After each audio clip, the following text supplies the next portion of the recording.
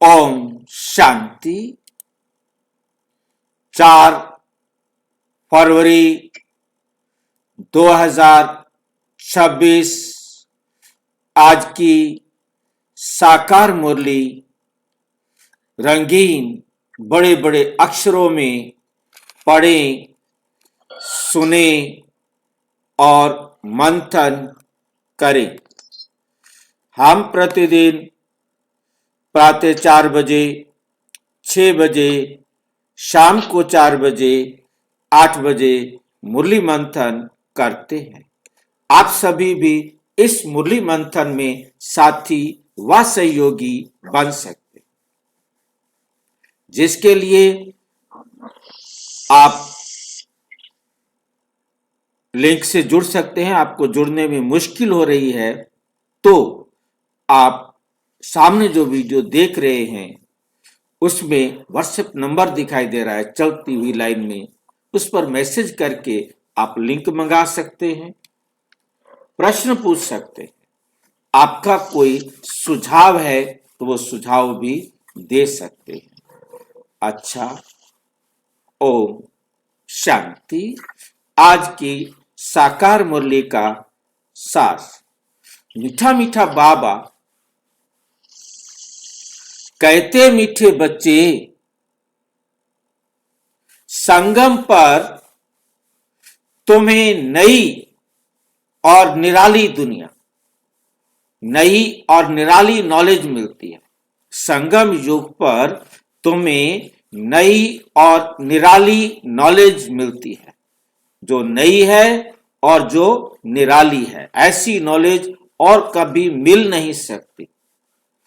नई नॉलेज है क्योंकि हर चीज कल्प में पहली बार होती है, एक बार होती है। उस कल्प में कोई भी बात, कोई भी चीज दोबारा रिपीट नहीं होती। तो जो कुछ भी हमें मिल रहा है, अच्छा या बुरा, वो नया ही होता है। और नई चीज निराली भी होगी, उस जैसी तो नहीं होती कोई भी चीज। तो संगम पर जो नॉलेज मिलती है वो पूरे कल्प में हमें कभी नहीं मिली होती। वो सबसे नई और निराली क्यों है? क्योंकि वो देने वाला निराला है। नई तो सारी चीजें होती है, पर तो निराली तब होती है जब कोई देने वाला निराला हो। यह परम पिता परमात्मा एकदम निराला है। बाप का ज्ञान है ना, बिल्कुल सबसे अलग और अद्भुत होता है, इसीलिए तो परमात्मा निराला है क्योंकि वो कभी जन्म मरण के चक्कर में नहीं आता है। वो अपने गुण और शक्तियों को कभी क्षय नहीं करता है। इसलिए वो संपूर्ण नॉलेज, कंप्लीट नॉलेज जो हमें मिल सकती है वो परमात्मा से संगम पर ही मिलती है। इसलिए इसके लिए नई और निराली नॉलेज कहा गया है। तुम जानते हो हम सब आत्माएं एक्टर्स हैं। हम सब आत्माएं क्या हैं? एक्टर्स। हम परम धाम से आए हैं इस संसार में एक्टिंग करने के लिए, पार्ट बजाने के लिए। पार्ट बजाने के लिए हम सभी आत्माएं परम धाम से आई हैं। एक का पार्ट ना मिले दूसरे से। हम सभी आत्माएं यूनिक है। एक जैसी दो आत्माएं इस दुनिया में नहीं होती। एक जैसे दो पशु पक्षी जीव जंतु इसलिए एक जैसे नहीं होते। यहां तक कि आत्माओं से भी अलग हम यदि बहुत और अच्छी तरह से जानना चाहें, बहुत बारीकी से जानना चाहें, हर एटम यूनिक है। हर पदार्थ यूनिक है। हर पदार्थ का जो एटम होगा वो एकदम यूनिक होगा। एक पेड़ के जो पत्ते हैं वो यूनिक है। हम सब आत्माएं एक्टर्स हैं। एक का पार्ट ना मिले दूसरे से। एक का पार्ट ना मिले दूसरे से। इसलिए दो एक्टर का, दो आत्माओं का पार्ट एक दूसरे से नहीं मिल सकता। इसलिए इस बात से हमें क्या बात समझ में आती है कि हर आत्मा यूनिक है। इससे हमें कौन सी बात समझ में आती है? ये बात जी, हमें बताने की जरूरत क्या थी? हाँ जी बोलो। पेड़ के एक एक बातें यूनिक कैसे है? आप आपके घर के पास कोई पौधा हो, पेड़ हो, उसके दो पत्ते तोड़ना और उनको बैठकर ध्यान से देखना, क्योंकि ये काम हमने किया। क्योंकि हमारे जो ड्राइंग का था उसमें हमारे को 1 महीने तक तो सिर्फ पत्तों पर और पेड़ पौधों पर ही स्टडी करनी होती थी। हमें कोई पत्ता तोड़ने के लिए कहा जाता, जाओ एक एक पत्ता तोड़ के लाओ, अब उसको बनाओ। हम उसको बनाने के लिए बैठते थे और उसकी एक एक नस को गिनते थे कि उसकी नस कैसे जा रही है। कितनी बारीकी से हमें देखना होता था कि हम एक एक उसकी जो नस कहाँ मुड़ रही है, फिर कहाँ से कहाँ गई, कहाँ से कहाँ गई। हम एक एक नस को पूरा बनाते थे। मतलब पूरा टाइम हमें कितना लगता होगा आप समझ सकते हैं कि उसकी एक एक नस को हमने गिनना है। पत्ता बनाना तो बच्चों को फटाफट बता देते हैं, 2 लाइनें खींचो, 2 लाइनें कैसे भी एक दूसरे से मिला दो, इधर से मिलाकर 2 लाइनें खींचो और वो मिलेंगी, वो एक पत्ता बन जाएगा। परंतु जब हम ट्रेनिंग कर रहे थे तो हमें 1 महीना पूरा पेड़ पौधे पत्ते इन पर ही स्टडी करनी थी। एक छोटा सा पौधा लो, उस पौधे की ड्राइंग करो, स्केच करो, कितनी उसकी टहनियां, सारी टहनियां उतनी बनाओ। ये नहीं कि अपनी मर्जी से तुम काट दो। आपने हू बहु तैयार करना, फोटो खींचना है। तो सबसे पहला फोटो मैंने अपनी दादी का बनाया था। दादी को मैंने कहा देखो बहुत पैसे लगते हैं, किसी को सामने बिठाते हैं तब जाकर के उसका फोटो बनाया जाता है, तो आपने हिलना नहीं है, बैठे रहना है, मैं आपका फोटो बनाऊंगा। वो बहुत अच्छा फोटो बना था। मतलब कहने का है कि फोटोग्राफर जो था वो भी देख कर कहता है कि कमाल कर दिया आपने, जो है ना इतना एक्यूरेट जो है ना बनाया है आपने। मतलब उसका क्योंकि टाइम, अच्छा दादी की भी हिम्मत थी कि वो बैठी रही। जब हमारा पेपर होता तो पेपर में भी हमारे सामने 24 घंटे तक एक व्यक्ति बिठाया जाता है, पेपर में भी हम उसको देख करके उसको बनाते हैं। खैर मतलब अब आपको समझ में आ गया होगा, क्योंकि मैं इस बारीकी को समझता हूं, आप भी समझ सकेंगे। यदि आप 2 पत्ते तोड़ करके देखेंगे तो उसकी रेखाएं आप मिलाने की कोशिश करेंगे, नहीं मिलेंगी। उसके रेशे समझते दिखाई देते हैं, पत्ते की रेखाएं जी जी जी हाँ। बहुत बारीक होता है, बहुत बारीक काम होता है। मतलब उसके एक दूसरे से नहीं मिलेंगे। हालांकि एक ही पौधे के पत्ते, चाहे वो पीपल का ले लो आप, चाहे नीम का ले लो, चाहे गेंदे का पत्ता लेंगे, गेंदे के 2 पत्ते को ले लो, गेंदे के फूल के 2 पंखड़ियां ले लो, एक फूल की 2 पंखड़ियां ले लो, मिला के देख लो, उनका साइज नहीं मिलेगा, उनकी रेखाएं नहीं मिलेगी, शेप नहीं मिलेगी। जबकि दूर से देखने लगते हैं एक एक ही तो है, एक जैसे हैं। 2 फूल दिल ले लो, 2 फूलों को आप मिलाइए, दोनों फूल आपको अलग दिखाई देंगे। जब ध्यान से देखेंगे तभी। एक पजल आती है, आपने देखा होगा कि उसमें 2 पजल बना देते हैं, उसमें एक में 2 3 4 5 गलतियां कर देते हैं। ढूंढो, देखा है ना ऐसा पजल? न्यूज़पेपर में आया करता था एक पजल, और उसमें ढूंढते थे गलतियां मिलेंगी। देखा। एक का पार्ट ना मिले दूसरे से, इसको ही यूनिक कहते हैं बाबा। ये तो यूनिकनेस है। मैं आपको इतना कहता हूं कि आप 10 न्यूज़पेपर ले लीजिए, 2 न्यूज़पेपर ले लीजिए, 2 न्यूज़पेपर में भी यदि आप ध्यान से देखेंगे, 2 न्यूज़पेपर एक मोटे रूप से दिखाई देंगे, वही यहां लिखा है, वही यहां लिखा है। परंतु आपने बारीकी से देखना शुरू किया तो दोनों के अंदर बहुत प्रिंटिंग में आपको अंतर मिलेगा, प्रिंटिंग में अंतर मिलेगा। न्यूज़पेपर एक ही डेट के पेपर छाप के निकला फिर भी अलग दिखेगा। एक ही प्रेस से सबके निकला है। आपके सामने 2 पेपर आप उठा लीजिए और बैठकर देखिए, उसके पेपर में अंतर आ जाएगा। कहीं ना कहीं पेपर में रेशियो में अंतर होगा, कलर में अंतर होगा, प्रिंटिंग में अंतर होगा, बहुत अंतर मिलेंगे। शब्द वही लिखे हैं, मोटे रूप से कोई अंतर नहीं है, परंतु बारीक से देखेंगे तो हर न्यूज़पेपर यूनिक है, हर पेपर यूनिक है, हर चीज यूनिक है। आप 2 चने ले लीजिए, कच्चे या भुने हुए, दोनों चनों को देखेंगे तो आपको ध्यान से देखेंगे थोड़ा टाइम तो लगेगा, परंतु आपको अंतर मिल जाएगा। अंतर है। मोटे हुए चने बराबर तो है, चल दिमाग खराब मत कर हमारा।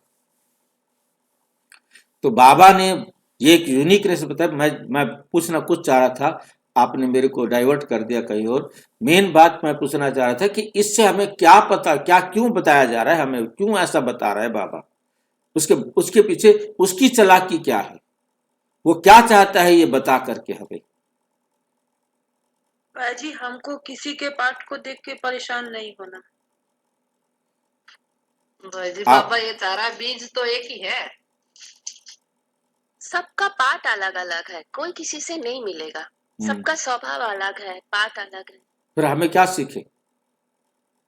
हम किसी को लेकर क्वेश्चन नहीं उठाएंगे, वो क्यों ऐसा कर रही है। क्वेश्चन उठने से पहले क्या करते, क्यों क्वेश्चन क्यों उठा?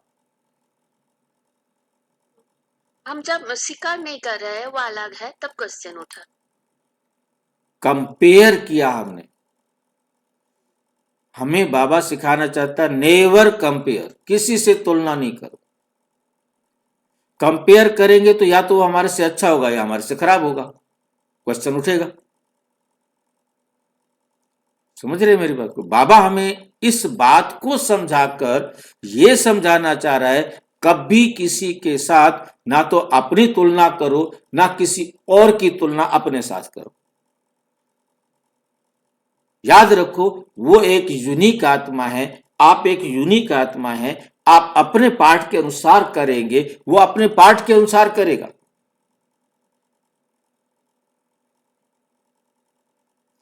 नंबर 1। नंबर 2, आप उसको दोष नहीं देंगे।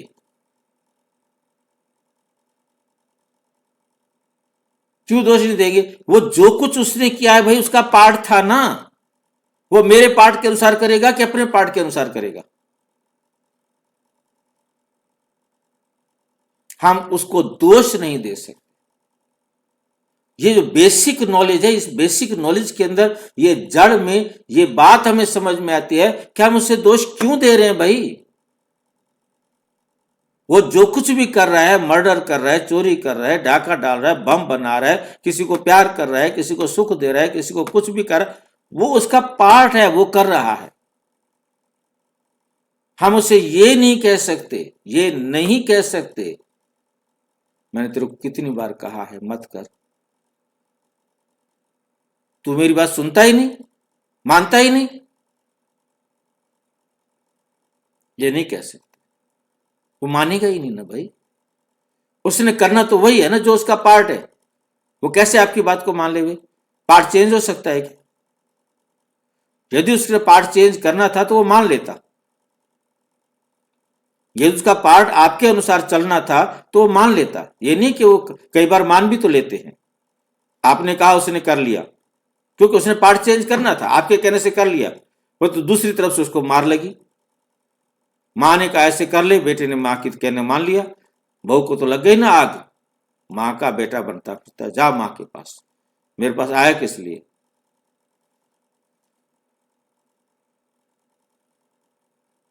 तो ये बातें सारी यूनिकनेस में है। यदि वो भी सोच ले कि इस आत्मा का पार्ट वही था, उसने वही करना था जो उसने किया, तो झगड़ा हो ही नहीं। झगड़ा होता ही सारा इसी बात से है कि मैंने कहा, मैंने इतनी बार इसको समझाया, मैंने इतनी बार इसको बताया। हम नहीं कर सकते, हम ये कभी नहीं कर सकते किसी के साथ कंपेयर, किसी में दोष नहीं देख सकते। विशेषता देखो, वो तो विशेषता देख करके ईर्ष्या की तरफ नहीं जाना, नेगेटिव साइड में नहीं जाना।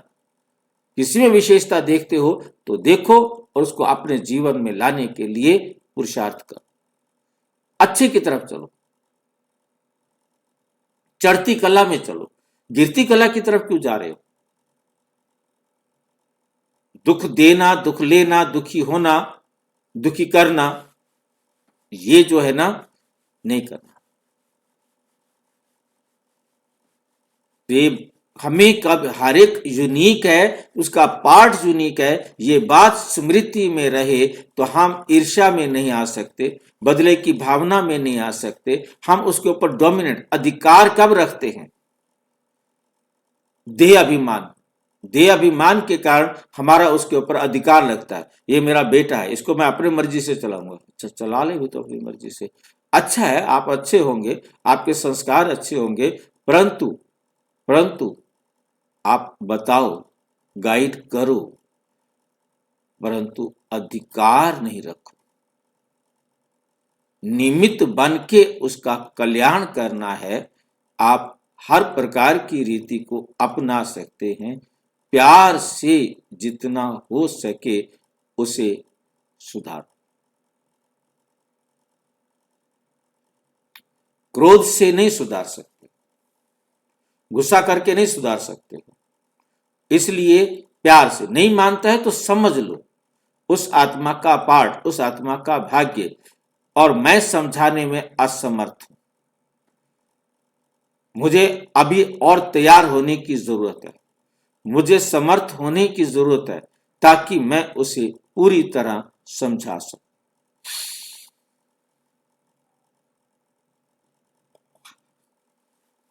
भाई जी, कभी कभी ऐसा होता है, आप अपने हिसाब से, अपने एंड से वो अच्छा तरह से समझा दिए, लेकिन सामने वाला फिर भी नहीं समझता है। नहीं समझता ना, क्यों नहीं समझ रहा? नहीं, और उसका जिस तरह चिकना घड़ा ऐसा है, उसका हालत है, आप पानी डालोगे तो पानी गिर जाएगा, उसका अंदर जाएगा नहीं कुछ। भाई जी, मेन बात यहीं पर तो समझने वाली है। अपने आप को यही तो समझाना है। मैंने 10 बार बताया, वो मेरा कहना नहीं मानता, और मैंने गुस्सा किया, मेरा कहना नहीं मानता। मैंने उसकी खर्ची बंद कर दी, मेरा कहना नहीं मानता। मैंने उसको घर से निकाल दिया, मेरा कहना नहीं मानता। क्यों माने वो आपका कहना, मुझे बताओ। यही बात तो एक छोटी सी लाइन में समझा दी कि उसका पार्ट अलग है भैया। आप उसे डांटेंगे, मारेंगे, तभी तो घर से भागेगा। पाठ भी अलग है, संस्कार भी अलग है सब। हाँ, अब छोटा भाई पढ़ता नहीं, जा नहीं रहा था। 8वीं क्लास के अंदर मैं उसको यहाँ लेके आया, मैंने इसको ऐसे स्कूल में एडमिट करा दिया जहां से वो बाहर ना निकल सके। परंतु वो स्कूल में घुसेगा तो बाहर निकलने की बात आएगी। वो स्कूल टाइम पर घर से जाना, पार्क में बैठ जाना, और जब स्कूल की छुट्टी हो उसके सामने वाले पार्क में बैठ जाना और घर आ जाना। कर लो उससे बात। अब उसका नाम कटने का नोटिस आया तो मैं गया स्कूल में, तो कहते वो आया नहीं है, आता ही नहीं है। मैंने कहा अभी आया है, कहते अभी नहीं आया है। मैं फिर देखा बाहर, देखा पार्क है सामने, बड़ा सारा पार्क है। मैं वहां गया तो वहां बैठा हुआ था। घर आया, मैंने उसको पिटाई कर दिया। फिर उसके बाद मैंने एक दिन उसको मुर्गा बना दिया, मुर्गा बन गया। मैंने उसको ईंट रख दी, कुछ नहीं किया उसने। जैसे ही उसको आखिर आधा घंटा 15 मिनट 10 मिनट बाद छोड़ना तो पड़ेगा, छोड़ा और वो गया, बोला मैं नहीं आता घर ही नहीं आता, मैं पढ़ूंगा नहीं, कर लो जो कुछ कर रहा है तुमने। मतलब उसका पार्ट और मेरा पार्ट कि मैंने उसके साथ अपना अधिकार समझ करके मैंने उसको जो है ना सुधारने की कोशिश की, पर तो उसने पढ़ना ही नहीं था ना। सही बात बोले भाई जी। मतलब कहने का यह है कि आप कितना मारोगे किसी को। इसलिए ये हमारा कार्मिक अकाउंट था कि मैंने उसको सुधारने के लिए कठोर कदम उठाया, परंतु आखिर मुझे रुकना ही पड़ा। हाँ, क्या करोगे जब देख रहे सब चीज करने के बाद भी नहीं। और यदि मेरे पास नॉलेज होती तो मैं ऐसा इतना कठोर कदम नहीं उठाता ना। हाँ, वो बात तो सही है। तो मैं अपने आप को भी तो दुखी नहीं करता ना। मैंने अपने आप को भी, कोई किसी को दुख देता है तो खुद भी तो दुखी होता है ना। वो तो है। तो ये सारी बातें बहुत बहुत महत्व रखती हैं। ये बात बहुत अच्छी तरह समझनी है कि उसका जो पार्ट है वो पार्ट बजाएगा। तो इसलिए हम समझा सकते हैं, मान ले उसका भला, ना माने उसका भला। ये नहीं कहना कि मैंने तेरे को बताया ना, तूने किया ना, हो गया ना फायदा, तेरा काम अच्छा हो गया ना। ये तो हो गई फैमिली की बात। पड़ोसियों के लिए क्या, क्योंकि हम लोग जैसे बिल्डिंग में रहते हैं, हम लोग को नेबर्स से बहुत प्रॉब्लम होती है, वो बहुत परेशान करते हैं बारे में। वो आपके नाइबर क्यों बने हैं? परेशान करने के लिए। नाइबर क्यों बने ये बताओ। आपके साथ उनका कार्मिक अकाउंट है, सारे नाइबर एक जैसे नहीं है। चलो हम उनके साथ कुछ फाइट नहीं कर सकते, पर हम लीगल एक्शन तो ले ही सकते हैं ना, और जो हम अगर कुछ ऊपर बहुत ज्यादा हो रहा है तो। समझे नहीं बात को? आपका उस आत्मा के साथ पार्ट है, तभी तो वो आपके फ्लैट्स में आए हैं। और वहीं पर आपके जो रो है, जो भी आपका एक पिलर है, उसमें 10 बिल्डिंग है, 10 मंजिल है, 20 मंजिल है, 15 मंजिल है, 8 मंजिल है, 4 मंजिल है, उसमें जो 4-5 बिल्कुल आपकी ही लाइन में है, वो आपकी लाइन में क्यों आए हैं? और उनके साथ आपकी नहीं बन रही है, और 5 लाइन के बाद वाले के साथ आपकी बन रही है। उन 5 लाइन जो आपकी लाइन में है, 5 घर है, 10 घर है, उनसे आपकी नहीं बनती, क्यों? आपका हिसाब नहीं है। और आपने जिनको दुख दिया हुआ है, वो दुख देने के लिए आए हैं, जो सुख दिया हुआ वो सुख देने के लिए आए हैं। चाहे वो आपका परिवार हो, तो चाहे आपका फैमिली हो, क्या बोलते हैं, टावर हो, आपकी कॉलोनी हो, आपकी गली हो, वो भी एक परिवार है। चाहे वो आपका गांव हो, आप जहां काम करते हो वहां 50, 40, 40, 30, 60, 100, 1000, 500 काम करने वाले हैं, कुछ भी हो, वहां उस कंपनी में क्यों ज्वाइन किया? हर जगह ये फार्मूला लागू होता है। इसलिए मैंने इस फार्मूले पर आपको रोका और आपके साथ चर्चा किया। प्रश्न, माया पर जीत पाने के लिए तुम रूहानी योद्धों को, क्षत्रियों को कौन सी युक्ति मिली है? माया पर जीत पाने के लिए तुम हो रूहानी योद्धे, क्षत्रिय, कौन सी युक्ति मिली है? कौन सा तरीका, कौन सी बात बाबा ने सिखाई है? हे रूहानी क्षत्रिय, तुम सदा श्रीमत पर चलते रहो, आत्म अभिमानी बन बाप को याद करो, आत्म अभिमानी बनकर बाप को याद करो।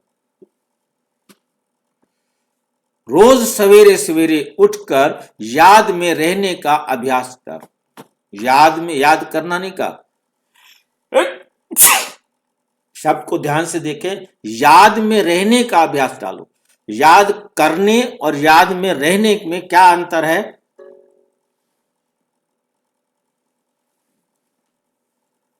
याद करने में और याद में रहने में क्या अंतर है? करना भाई कभी करते हैं और याद में रहना निरंतर हो।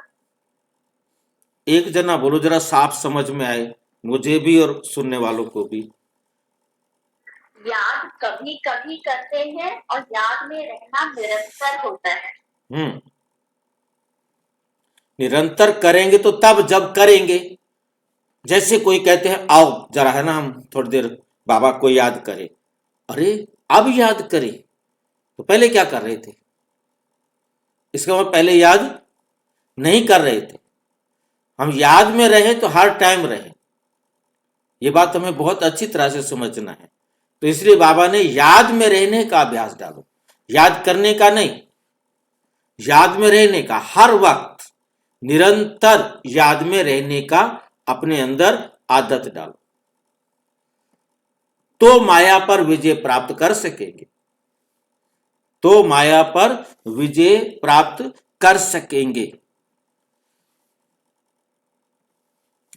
उल्टे सुलटे संकल्पों से बच जाएंगे, क्योंकि जब हमें सिर्फ चलना, एक ही बात, हमने एक ही कमांड अपने आप को देनी है, दूसरी कमांड नहीं देनी। मैंने बाबा की श्रीमत के अनुसार चलना है, बस एक ये बुद्धि को हम ऑर्डर दे दें। उसके बाद हमने जो कुछ भी करना है वो बाबा की श्रीमत के अनुसार करना है। तो हमें जब कोई भी काम आएगा, भी बाबा क्या कहते हैं इस काम को करने के लिए, जैसे बाबा कहता है वैसे कर देंगे। जो भी समस्या आएगी इसका समाधान कैसे करना है, बाबा ने क्या कहा है, ऐसे कहा ऐसे कर दो बस। फिर घाटा फायदा नहीं देखना। संसार के अंदर बाबा कहते हैं यदि तुम्हें कोई नुकसान भी हो रहा है ना, वो तुम्हारे लिए फायदा ही है, तुम करो मेरी श्रीमत पर। याद की मीठी युक्ति माया जीत बना देगी। ये याद की मीठी युक्ति है। कौन सी मीठी युक्ति है? कि मुझे हर काम बाबा की श्रीमत पर करना है, चाहे सोना है, चाहे उठना है, चाहे देखना है, चाहे बोलना है, कुछ भी करना है वो मैंने बाबा की श्रीमत के अनुसार करना है। और थोड़ी थोड़ी देर बाद चेक करना है कि गलती तो नहीं हो रही, चाहे 10 मिनट बाद, 1 मिनट बाद, घंटे बाद, जब मौका मिले। ये भी चेकिंग भी बाबा की याद है, अपने आप को चेक करना भी बाबा की याद है, क्योंकि आप बाबा की श्रीमत के अनुसार अपने आप को चेक कर रहे हो और चेंज कर रहे हो।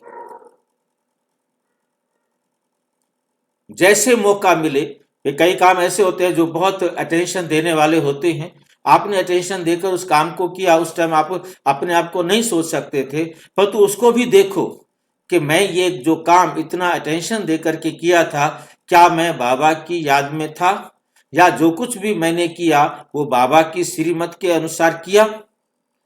तो जब हम अपने आप को चेक करेंगे तो तुरंत हमें पता लग जाएगा, तो आगे के लिए हम अलर्ट हो जाएंगे कि ठीक है आज तो ये गलती हो गई, फिर नहीं करेंगे।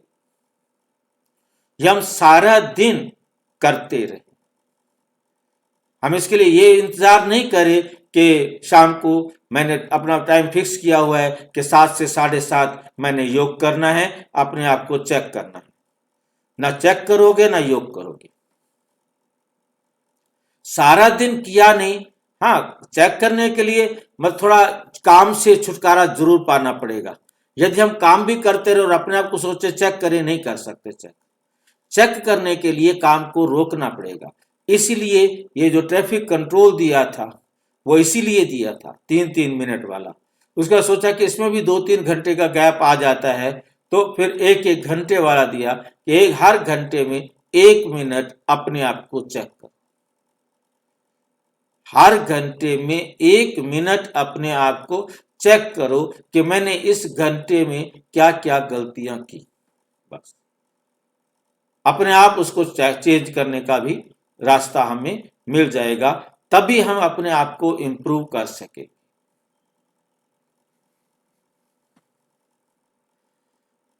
तो माया जीत बना देगी। गीत, जिसका साथी है भगवान उसको क्या रोकेगा आंधी और तूफान। ओम शांति। ये मनुष्यों के गीत है, मनुष्यों का बनाया हुआ गीत है।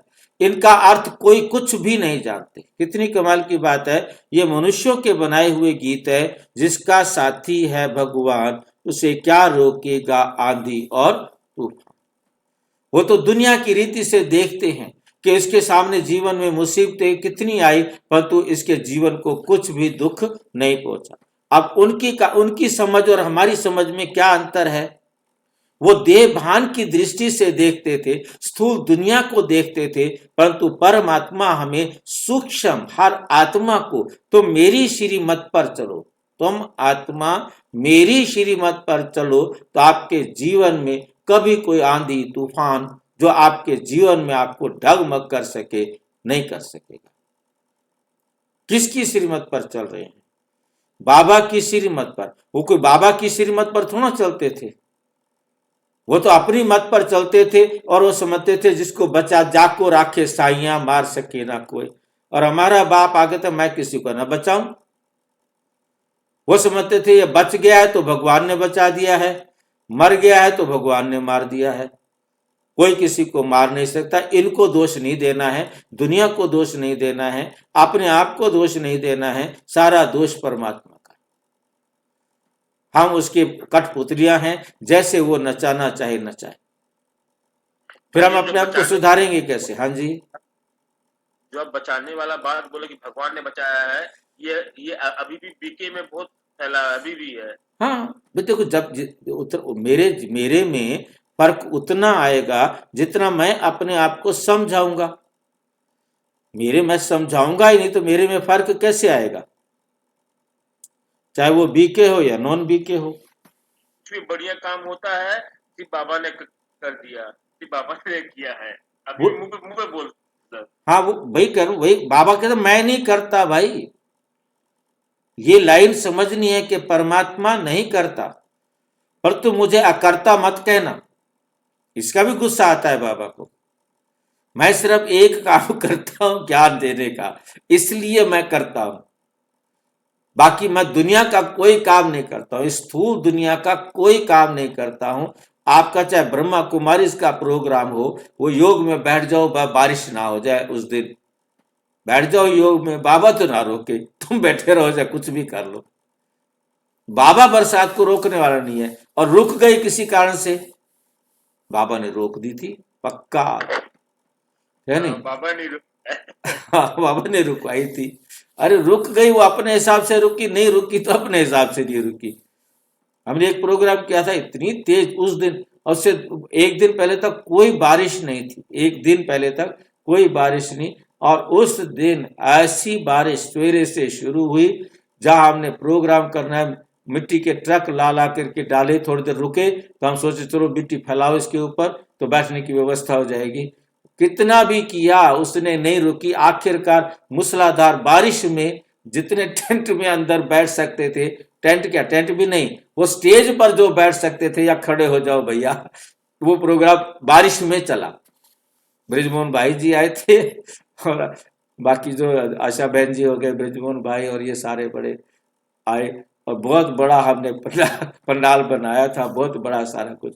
और वो जो कुछ जो चला वो सिर्फ स्टेज पर चला, और स्टेज पर ही हमने सब वहीं बैठ गए, जो ऊंची जगह थी, बाकी तो पानी पानी था। भाई बहन कुछ नीचे खड़े हुए थे, पानी में ही खड़े हुए थे, भाई चलो ठीक है कोई बात नहीं है। अब पढ़ा सुना रहे, कुछ सुन लो इनको भी। ऊपर तो बात टेंट से कम से कम बारिश से तो बचे हुए हैं।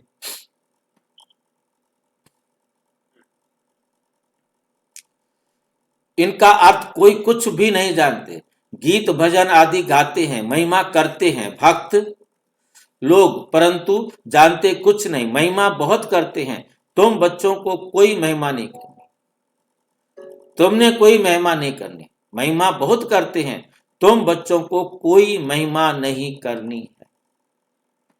परमात्मा की कोई महिमा नहीं है। महिमा किसकी कह रहे हैं? परमात्मा की। इनका अर्थ कोई भी नहीं जानते, गीत भजन आदि गाते रहते हैं, कितनी महिमा करते हैं भगवान की, और तुमने कोई महिमा नहीं करनी। और यहां तक बाबा कहते हैं नेवर से थैंक यू, मुझे थैंक यू कहने की भी जरूरत नहीं है, मैं अपना पार्ट बजा रहा हूं भाई। नए बच्चों को नहीं कहते हैं, परंतु पुराने बच्चों को कहते हैं क्यों thank you, why thank you. नयों को कहते तुम करो।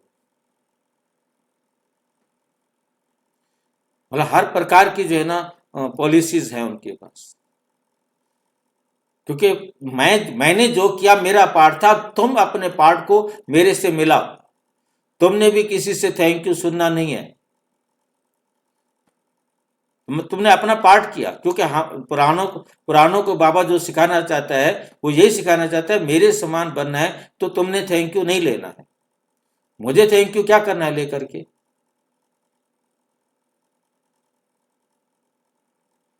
थैंक यू सुनने की उम्मीद नहीं करनी कि थैंक यू तो कहे मुझे, नहीं। तुमने निमित्त अपने लिए काम किया, उन्होंने निमित्त अपने लिए काम किया। बाकी ये दुनिया का जो है ना ओरल थैंक यू चलता है, मुंह से कह देना thank you thank you thank you. जैसे बच्चे को इंजेक्शन लग रहा है, दर्द हो रहा है, डॉक्टर साहब थैंक यू, डॉक्टर साहब थैंक यू। अरे भाई रो रो करके क्यों थैंक यू कर रहे हो? थैंक यू तो तब किया जाता है जब खुशी हो। थैंक यू का मतलब है आप खुश हो जाओ, आपके जीवन में अंदर उसको धारण कर लो, यही आपकी प्राप्ति है। जो अच्छी लगी है, प्राप्ति हुई है, उसको अपने जीवन से निकलने नहीं देना है। भक्त लोग परंतु जानते कुछ भी नहीं, महिमा बहुत करते हैं। तुम बच्चों को कोई महिमा नहीं करनी है। बच्चे बाप को कभी महिमा नहीं करते। बाप जानते हैं ये हमारे बच्चे हैं। आपको कभी कोई बच्चे पापा को कहते थैंक यू? आजकल की मम्मी सिखाती है पापा को कहो थैंक यू, अच्छा चम्मच लेके आए हो थैंक यू, तो आप उसको रोटी देंगे, कहो थैंक यू, वो कहेगा मम्मा थैंक यू, आपने मुझे रोटी दिया। वैसे आप अपने समय को याद करो, कभी आप थैंक यू करते थे? आज बच्चे को नहीं, सिखाया जा रहा है। कभी सिखाया भी नहीं गया था घर में। हमें तो नहीं सिखाया गया था, बोले आज बच्चों को तो सिखाया जा रहा है। मम्मा को थैंक यू करो, ग्रैंडफादर को थैंक यू करके आओ, उन्होंने आपको पैसे दिए हैं, खर्चे दिया है, थैंक यू करके आओ। ठीक है भाई ये सब, ये भाई जो ये प्रक्रिया चल रहा है ये क्या सही है भाई जी? कौन सा? थैंक यू सॉरी वाला जो देखिए सिखाया जाता है। देखिए मेन बात है कि जिसके पास ज्ञान है, समझ है, तो जो अज्ञानी है उनके साथ व्यवहार करने के लिए थैंक यू सॉरी ठीक है, परंतु जहाँ सच्चाई है वहां थैंक यू सॉरी की जरूरत नहीं। सॉरी करना है तो अपने को करो, बस अपने आप को चेंज कर दो। थैंक यू करना है तो अपने आप को चेंज कर दो। किसी को बना के रखना है, ये सबको लाइक करता है, होता तो यही है, परंतु एक्चुअल करो ना। कहने का क्या मतलब हुआ? कह तो दिया पर किया नहीं तो क्या फायदा हुआ? सॉरी कर दिया परंतु कर तो अपनी मर्जी रहे हैं। सॉरी कोई मतलब ही नहीं रहा। सॉरी करने का मतलब क्या है? रियलाइजेशन मीन्स चेंज करना, अपने आप को चेंज कर दो। आप कह सॉरी सॉरी के बजाय अच्छा रियल शब्द ये बनता है ठीक है आज के बाद मैं इसे नहीं करूंगा। आपने अपने आप को समझा दिया कि आज के बाद नहीं, तो आपने चेंज कर लिया। ये आपने सबसे बड़ा अपना भाग्य बनाया। उसका तो क्या भाग्य बनना था, आपका ही बना। बाकी ये है कि सॉरी करने से वो हर्ट होना बंद हो गया। कोई आपसे हर्ट हो गया था और आपने सॉरी कर लिया, अब वो उसका दुखी होना बंद हो गया, तो आपका दुख वहीं के वहीं रुक गया ना। आपने 10 मिनट किसी को सॉरी किया, वो 10 मिनट दुखी हुआ, तो आपको 10 मिनट दुख देगा ना। हाँ जी। मान लो मैंने किसी के साथ गलत व्यवहार कर दिया है और वो दुखी है, वो दुखी है। अब मैं कितनी देर बाद सॉरी करता हूं और उसका दुख खत्म हो जाता है, तो वो भी मुझे उतना समय दुख देगा, उससे फालतू दुख नहीं देगा।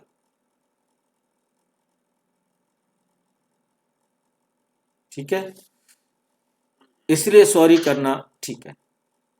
बाप जानते हैं ये हमारे बच्चे हैं, बच्चे जानते हैं ये हमारा बाबा है। अब ये बेहद की बातें हैं, फिर भी सब बेहद के बाप को याद करते, फिर भी सब क्या करते हैं? बेहद के बाप को याद करते हैं, अब तक भी याद करते रहते हैं। भगवान को कहते हैं हे बाबा, इनका नाम शिव बाबा, इनका नाम क्या है? शिव बाबा है।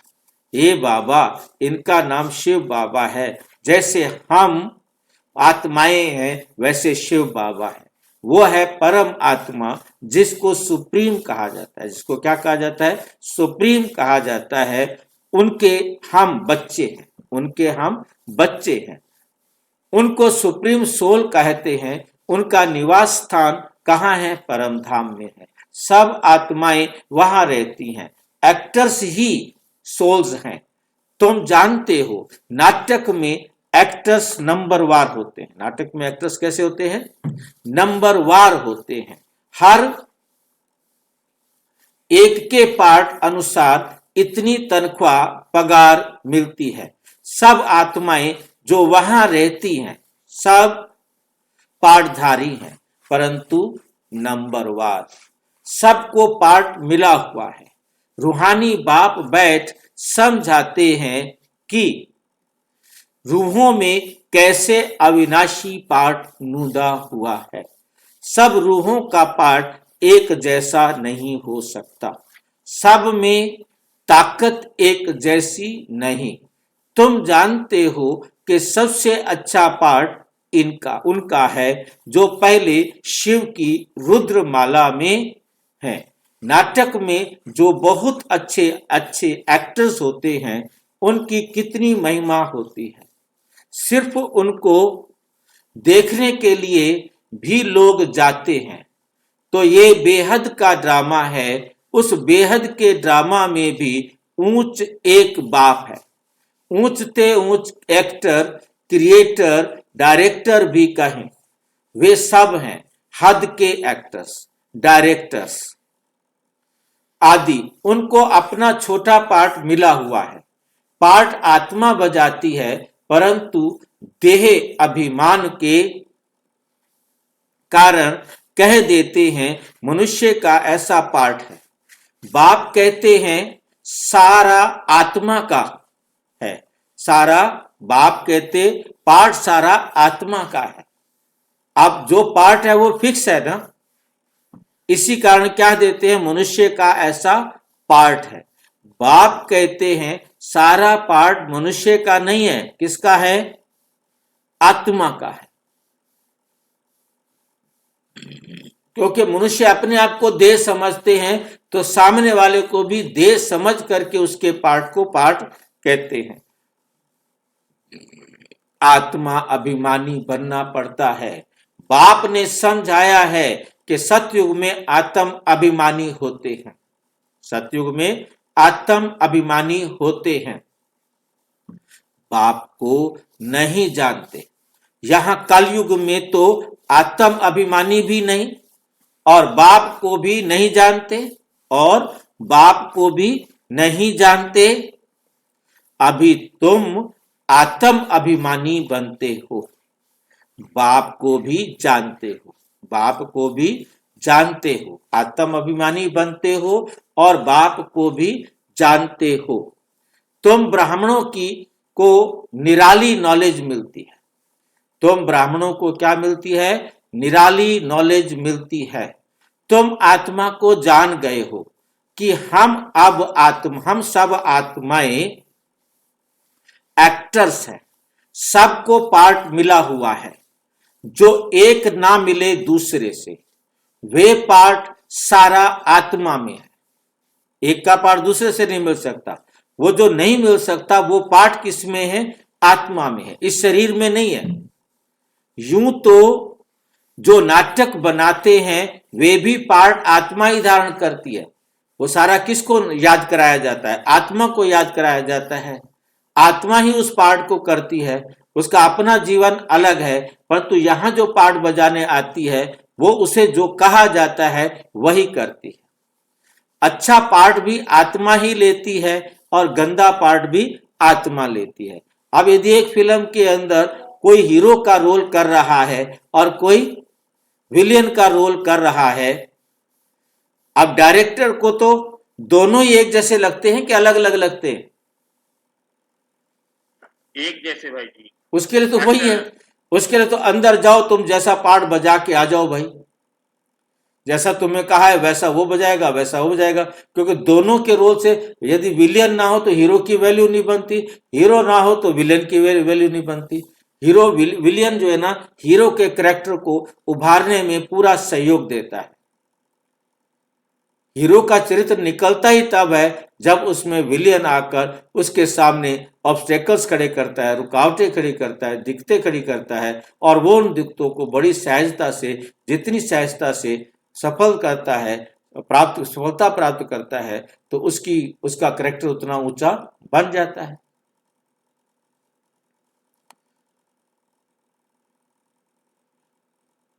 और रोल करने के बाद भी जब वो चाहे वो विलियन हो तो चाहे वो एक्टर हो, हीरो हो, दोनों इकट्ठे बैठ के खाना खाते हैं। एक ही गाड़ी से जाते हैं, एक ही गाड़ी से आते हैं, एक ही होटल में रहते हैं जब कहीं भी जाते हैं।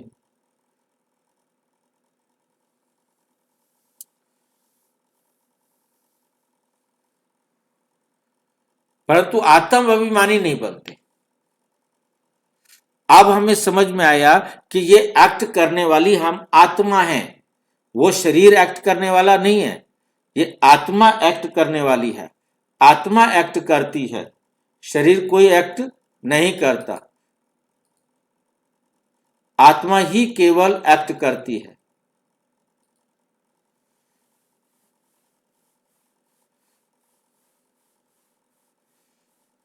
आत्मा ही कहती है मैं गवर्नर हूं, मैं गवर्नर हूं, फलाना हूं।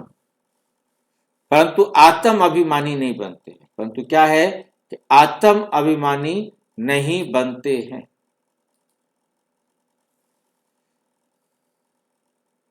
सतयुग में समझेंगे कि मैं आत्मा हूं, एक शरीर छोड़ दूसरा लेना है, एक शरीर छोड़ते हैं और दूसरा लेना है।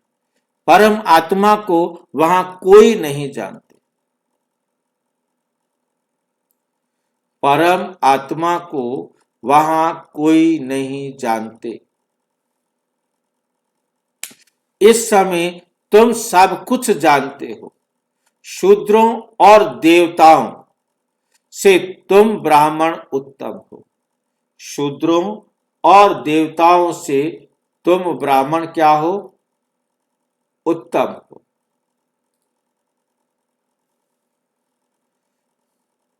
इतने ढेर ब्राह्मण कहां से आएंगे? इतने ढेर ब्राह्मण कहां से आएंगे? जो बनेंगे लाखों आते हैं प्रदर्शनी में, जिसने अच्छी तरह समझा, ज्ञान सुना, वे प्रजा बन गए। एक एक राजा की प्रजा बहुत होती है। तुम प्रजा बहुत बना रहे हो। प्रदर्शनी प्रोजेक्टर से कोई समझ कर अच्छे भी बन जाएंगे, सीखेंगे, योग लगाएंगे, अभी वे निकलते जाएंगे। प्रजा भी निकलेगी, फिर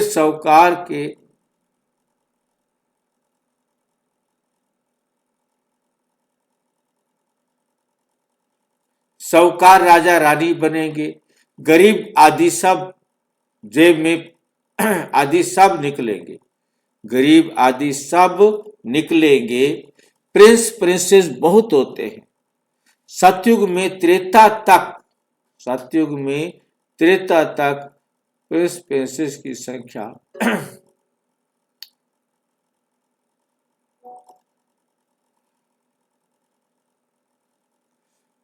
सतयुग में त्रेता तक प्रिंस प्रिंसेस बनने हैं 8 या 108। पूछ रहे हैं क्वेश्चन, 8 है या 108 है। लेकिन अभी सब बन रहे हैं। तुम सर्विस करते रहते हो, ये भी नथिंग। जो आपने सर्विस की है ये भी कोई नई बात नहीं है, नथिंग न्यू।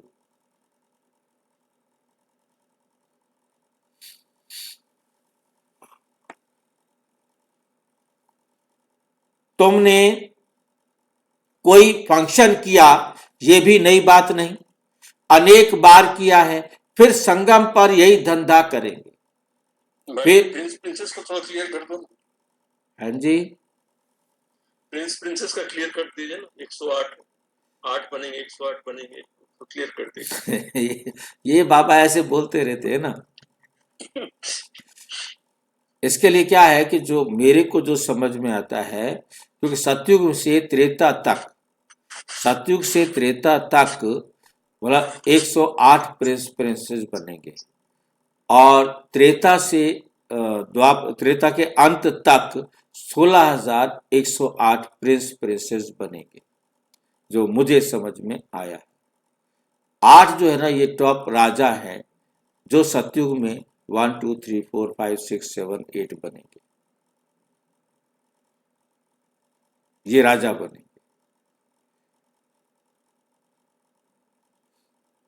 क्या करें जी भाई। बाकी एक्चुअल क्या है वो बाबा जाने। मेरे को जो समझ में आया वो आपने मेरे से पूछा, मैंने आपको बता दिया। कभी बताता नहीं है स्पष्ट। हाँ, क्योंकि बाबा तो अलग है ना, उसने देखना है कि मैंने कैसे बताना है। वो सबकी साइकोलॉजी समझता है, मैं उतनी साइकोलॉजी नहीं समझ पाता कि मैं इसको ये बताऊं कि नहीं बताऊं, उसके मन में क्या है, उसके विचार क्या है। भाई जी बाबा का काम है टॉफी बांटना, ललचाना और कुछ काम नहीं, बुद्धू बनाना, भोले भाले बच्चों मतलब को ये जो है ना आराम के टॉफी साथ। बांटने से क्या होता है, हमारे अंदर जो डोपामिन जो है ना, डोपामिन जो है ना ब्रेन से निकलता है, जो हमारे अंदर उमंग उत्साह भर देता है, वो जरूरी है। हाँ, क्योंकि तभी हम हम इस, चार्ज होंगे, हाँ जी, भाई जी इसमें ये लिखा तभी सतयुग चार्ज से होते हैं। त्रेता तक। सतयुग से त्रेता तक प्रिंस प्रिंसेस बनने हैं, तक बनने हैं। सिर्फ 8 8 व व 108 108 तो नहीं।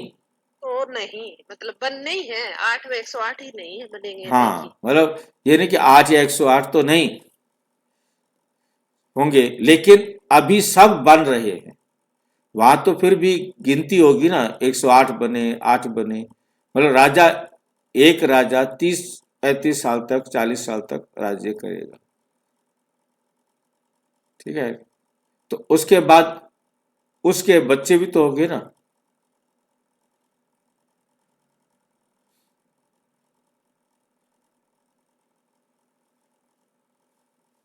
तुम सर्विस करते रहते हो, यहाँ अभी तो सारे राजकुमार हो ना।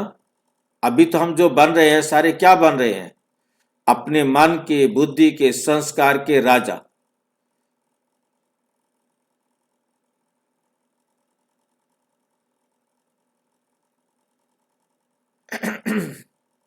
तुम सर्विस करते रहते हो, ये भी नथिंग न्यू। तुमने कोई फंक्शन किया, ये भी नई बात नहीं, अनेक बार किया। फिर संगम पर यही धंधा करेंगे, फिर संगम पर यही धंधा करेंगे, और क्या करेंगे, बाप आएंगे पतितों को पावन बनाने। इसको कहा जाता है वर्ल्ड की हिस्ट्री, ज्योग्राफी रिपीट होती है। नंबर वार तो हर बात में होता ही है। तुम्हारे में जो अच्छा भाषण करते हैं तो सब कहेंगे कि इसने बहुत अच्छा भाषण किया, दूसरे को सुनेंगे, दूसरे का सुनेंगे तो कहेंगे कि पहले वाले का अच्छा था, अच्छा समझाते थे। तीसरा फिर उनसे तीखे होंगे तो कहेंगे ये उनसे भी तीखे हैं। कोई कम होंगे तो कहेंगे ये बहुत कम है। हमने ये भी गड़बड़ हो जाती है कि उसको कहना ये है, उसको कहना ये उनसे भी तीखे हैं। हर बात में पुरुषार्थ करना होता है कि हम उनसे ऊपर जाएं। होशियार जो होते हैं वो झट हाथ उठाएंगे भाषण करने के लिए। तुम सब पुरुषार्थी हो, आगे चल मेल ट्रेन बन जाएंगे। मेल ट्रेन क्या होती है भाई? मेल ट्रेन बन जाएंगे कि क्या मतलब होगा?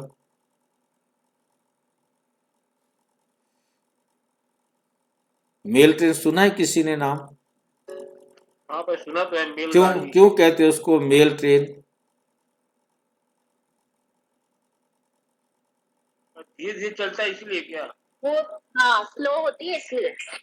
उल्टा बोल रहे हैं ये लोग, हाँ उल्टा बोल रहे हैं भाई जी। हाँ, आप बताओ। मिल्टन फर्स्ट चलता है एक्सप्रेस। नहीं, भाई साहब बता रहे थे। मैं भी राजधानी फास्ट होती है ना सबसे। नहीं ये लोग बैठे नहीं भाई जी पैसेंजर में, तो क्या बताएंगे ये लोग। नहीं, मेल ट्रेन जो है ना, मेल ट्रेन होती है। ये उस समय मेल ट्रेन इसका नाम दिया गया था। इसमें एक हमारा, क्योंकि मैंने पोस्ट ऑफिस में सर्विस किया है, मेल का मतलब पोस्ट ऑफिस से है, उसमें एक डब्बा स्पेशल होता था उसको पोस्ट ऑफिस का। तो उसमें जो है ना जो हमारी डाक जाती है ना, मेल जो जाती है, डाक को मेल बोलते हैं ना, ये डाक जो जाती है वो उसके बैग होते थे। और उसमें मतलब वो बैग जो है ना, वो हर स्टेशन पर उसका बैग को उतारना होता था। बात समझ रहे हैं? आपने जो जो बुजुर्ग होंगे जिन्होंने मेल ट्रेन में सफर किया होगा और कभी ट्रेन से उतर कर देखा होगा, वो समझ सकते हैं कि वो ट्रेन जो है ना हर जगह कम से कम 2 मिनट 3 मिनट रुकेगी। और वो जो मेन छोटे स्टेशनों को छोड़ देती थी, छोटे स्टेशन वाले उस मेन स्टेशन से जाके ले आएंगे।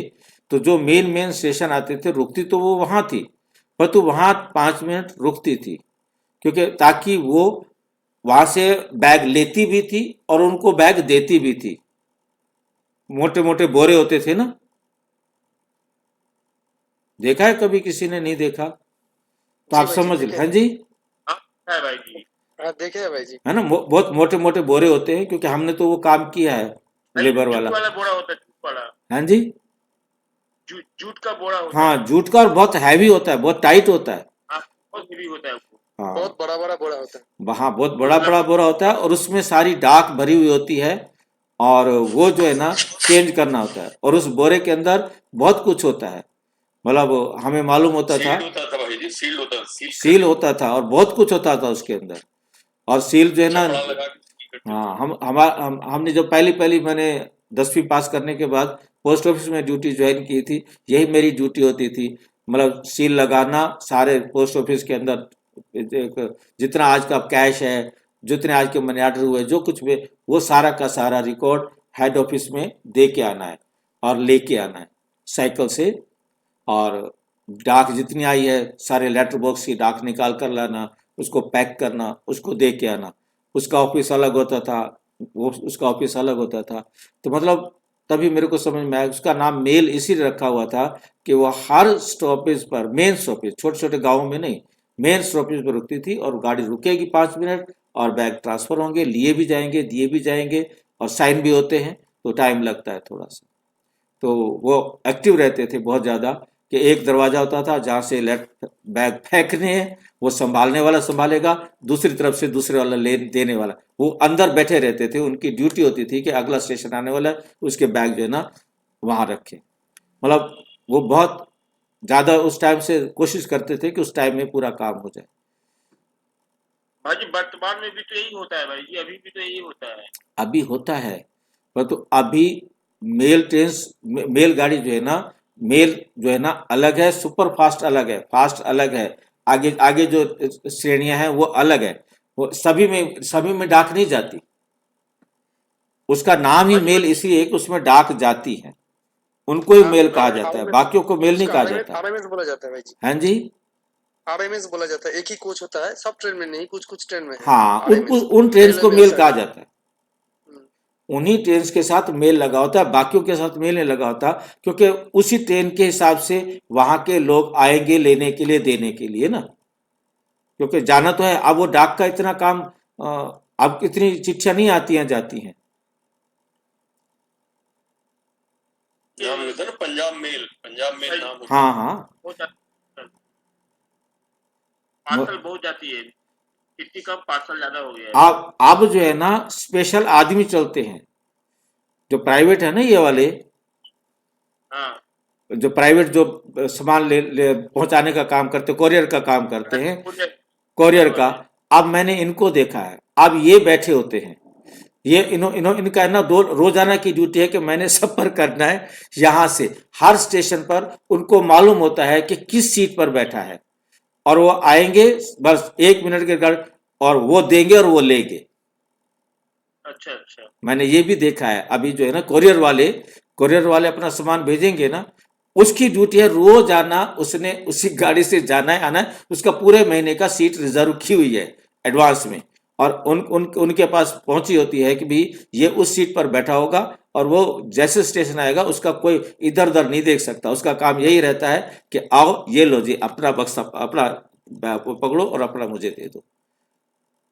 ये वाला काम बस वाले भी करते हैं भाई जी। ये बस वाले भी करते हैं, हाँ बिल्कुल। बस वाले छोटे एरिया में जहाँ ट्रेन नहीं जाती तो वहां कौन क्या करेंगे?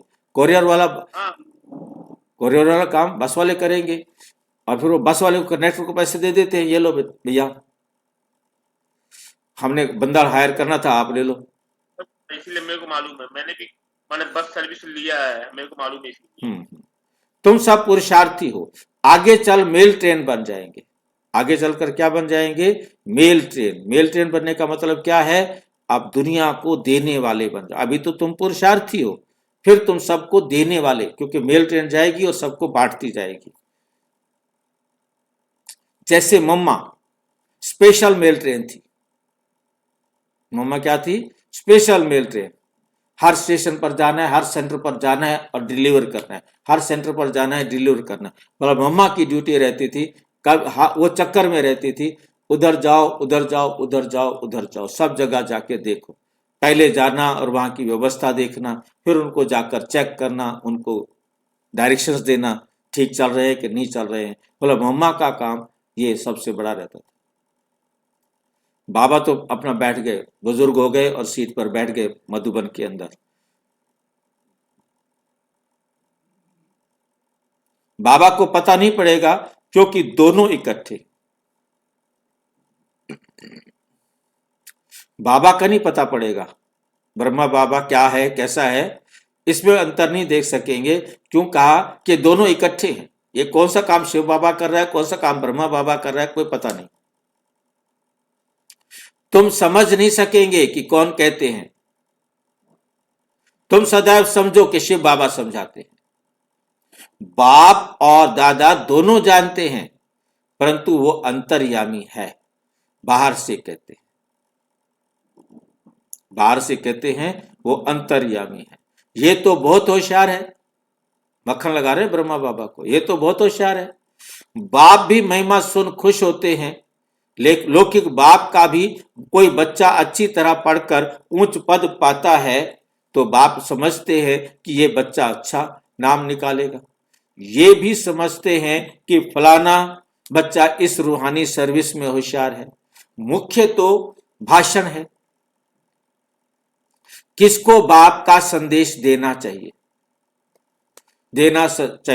समझाना है। बाबा ने मिसाल भी बताया था कि किसको 5 बच्चे थे तो कोई ने पूछा कि तुमको कितने बच्चे हैं, तो बोला कि 2 बच्चे हैं। कहा कि तुमको तो 5 बच्चे हैं, कहा सपूत 2 है, बाकी 3 तो बेकार है। ये लाइन समझ रहे हैं? ये बात किसको समझ में आई है? बाबा ना अजीब बातें बताता है। एक किसी से पूछा, मिसाल बताया जाता है कि किसको 5 बच्चे थे तो कोई ने पूछा कि तुमको कितने बच्चे हैं, तो बोला 2 बच्चे हैं। कहा कि तुमको तो 5 बच्चे हैं। का सपूत 2 है ना, बाकी तो उनको क्या गिनना जो कपूत है। बाबा हमें कह रहा है कि मैं तो उतने वो बच्चे मानूंगा ना जो मेरे सपूत बच्चे होंगे, उनको मैं कह दूंगा ये मेरे बच्चे नहीं है। यदि हम कपूत बनते हैं तो बाबा के बच्चों की लाइन से बाहर। सपूत बच्चे चाहिए बाबा को, जो बाबा का कहना मानते हैं, उनको बाबा कहेगा ये मेरे बच्चे हैं। जो बाबा का कहना नहीं मानते उनको बाबा नहीं कहेगा कि ये मेरे बच्चे। कोई बात नहीं, कहने दे ऐसे बाबा को, कोर्ट में केस ना करे कि हमें क्यों नहीं कहता, इतने समय से हम मुरली पढ़ने आ रहे हैं। खुद नहीं कहता, हमसे कहलवाता सारे बाप के बच्चे। हाँ, हमसे कहलवाता, खुद नहीं कहता। खुद कहता है वही बच्चे जो मेरा कहना मानते। बाप कहेंगे कि ये डॉक्टर निर्मला बच्ची बहुत अच्छी है। बाबा कहेंगे ये डॉक्टर निर्मला बच्ची बहुत अच्छी है, बहुत प्रेम से लौकिक बाप को समझाए सेंटर खुलवा दिया। ये भारत की सर्विस है, तुम भारत को स्वर्ग बनाते हो। इस भारत को नरक रावण ने बनाया। एक सीता कैद में नहीं थी, सारी सीताएं कैद में थी। एक सीता कैद में नहीं थी, बाकी सारी आत्माएं कैद में थी।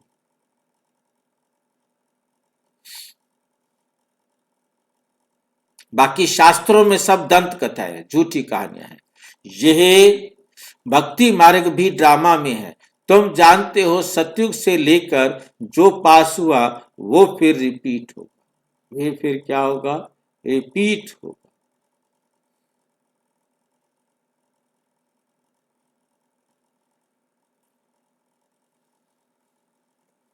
आपे ही पूज्य आपे ही पुजारी बनते हैं। बाप कहते हैं मुझे आकर पुजारी से पूज्य बनाना है। पहले गोल्डन एज फिर आयरन एज बनना है। सतयुग में सूर्यवंशी लक्ष्मी नारायण का राज्य था। रामचंद्र की तो चंद्रवंशी था।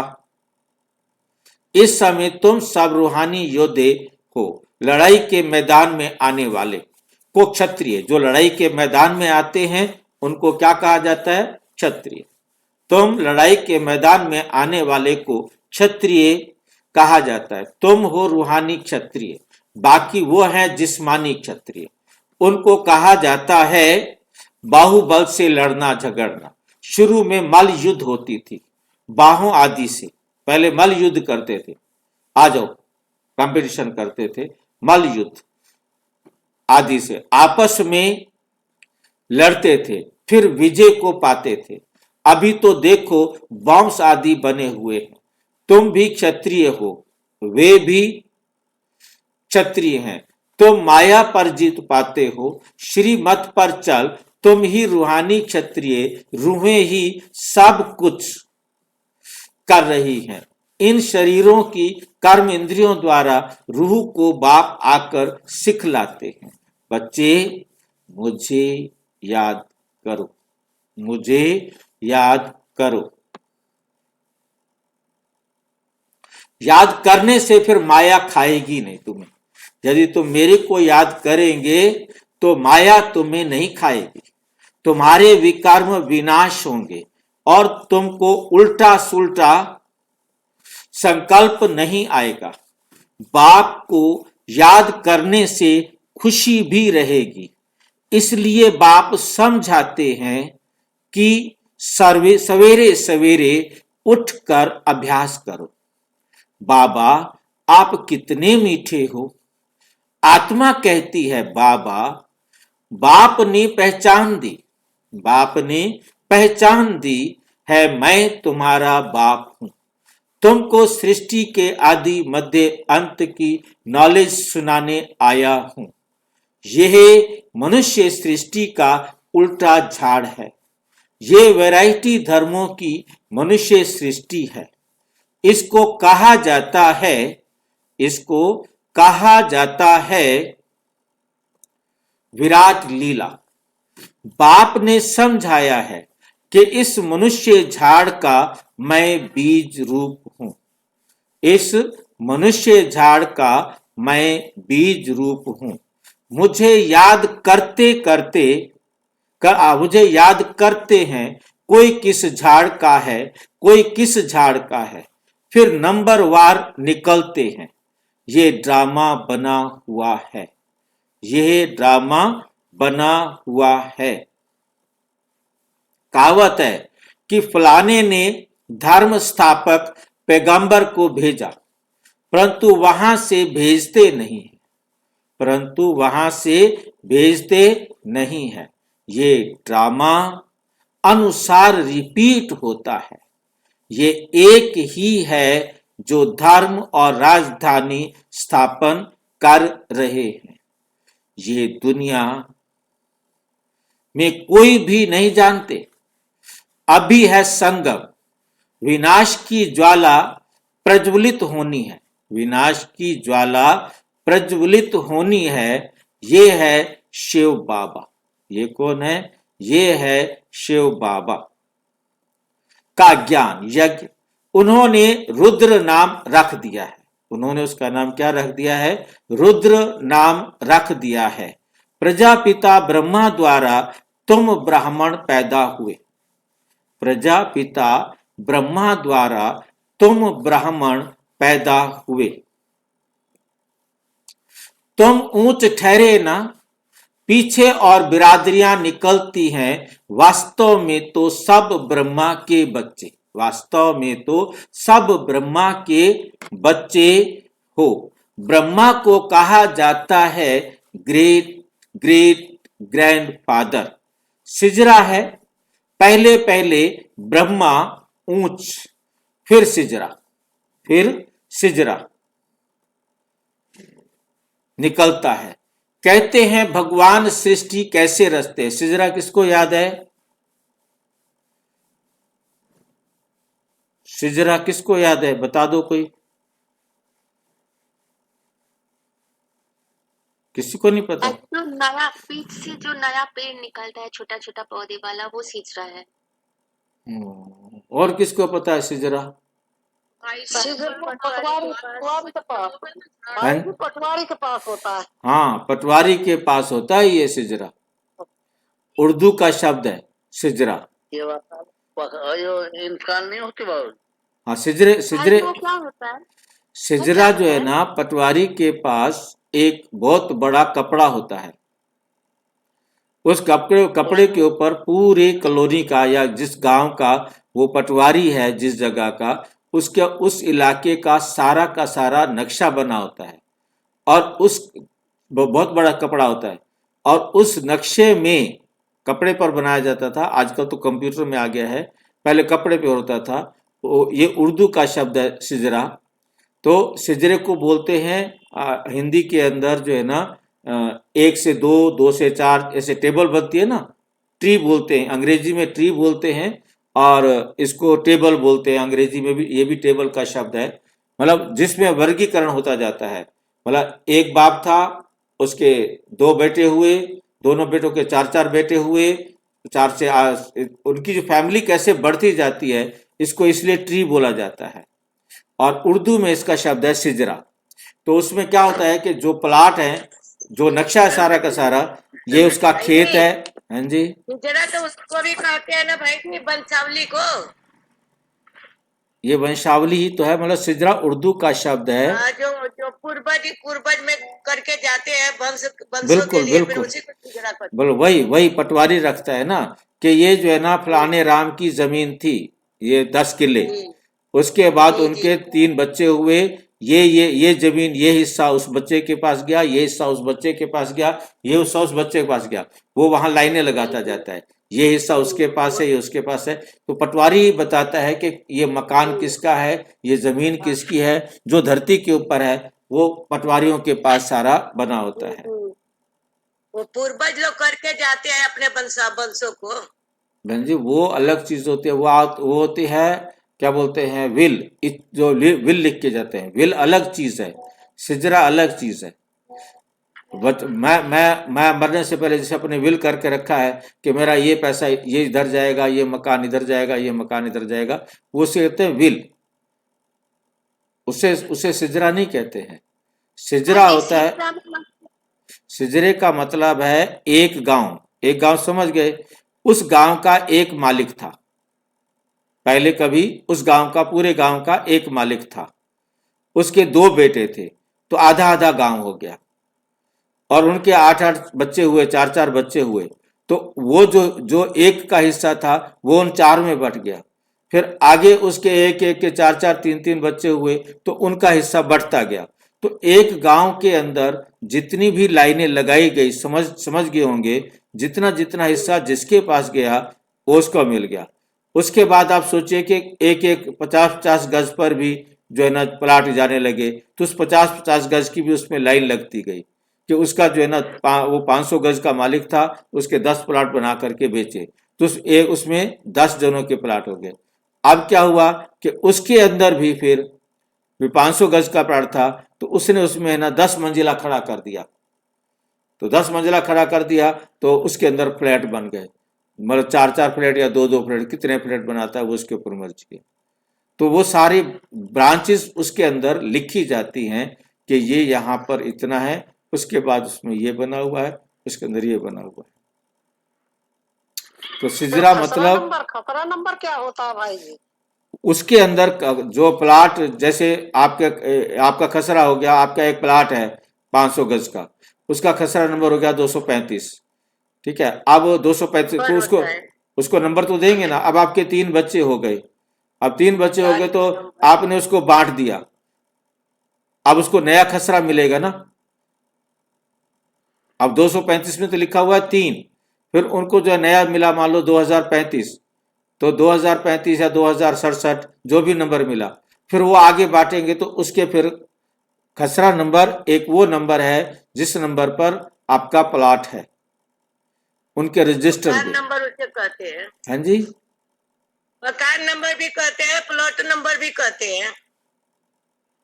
उनकी हाँ तो जी, मकान नहीं तो प्लॉट नंबर। बहन जी, प्लाट नंबर, मकान नंबर, ठीक बात है, परंतु ये जो है ना पटवारी का नहीं है, खसरे में नहीं, वो सिजरे में नहीं आता। ये जी मकान, नहीं। ये मकान नंबर जो है ना आगे दिया जाएगा। सिजरे में तो खसरा नंबर होगा प्लाट का, जो पटवारी के पास लिखा गया, सिजरा उसे कहते हैं। अब ये मकान नंबर तो जब मकान नंबर दे दिया, अब उसके बाद एक मकान के 4 मकान हो गए, तो अब उसके साथ ABCD लगाना शुरू कर दिया। हाँ हाँ, फेस लगा देते हैं।